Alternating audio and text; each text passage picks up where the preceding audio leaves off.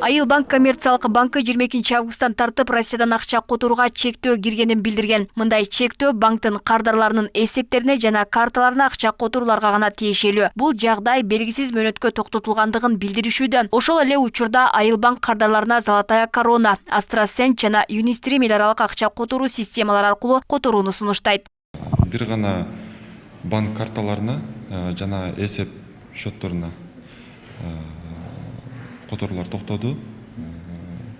Бирок азыркы учурда мына көп эле колдонуп жаткан MoneyGram, AstraZen, Western Union жана башка көптөгөн перевод акча которуу ыкмалары бар. Ошолордун баарын колдонуп акчаларын которуп атышат элдер. Эч кандай кыйынчылык жок. Айыл банктын ар бир кеңсесинде тейлөөнүгө мүмкүнчүлүк бар. Эч кандай чектөөлөр жок.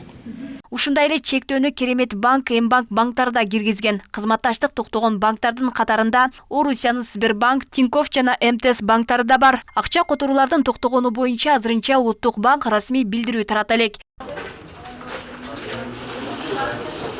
Бул жагдай айрым банк кардаларына кыйынчылык жаратты. Анткени көпчүлүгү Орусиядан Мбанкка которулган акчаларын түз чыгара албай банкка барып ора тартып жатканын айтышат. Онлайн салат, бирок мен банктан алам да. Ал мисалы Мбанк деген азыр Мбанк иштебей калыптыр да. Салат телефонумду бирок банктан алам. Ала албай калатсыздар, Мбанк иштебеген. Мбанк үчүн телефон ала албайм. Мурда телефондон алчу элем да. Азыр банкка очередке келесиз. Ооба, барып акча алып же болбосо банк аркылуу которгондон көрө, мисалы жумуш орнунда отурганда кайсы жерде отурсаң сразу которуп аябай эле жеңил болуп аткан. Анан билбейм, мага прямой тиешеси тийбесе деле Кыргызстанда көп эле адамга тиешеси мындай залакасы тийип атат го дейм бул нерсеничи. Менимче оңой которган оңой го.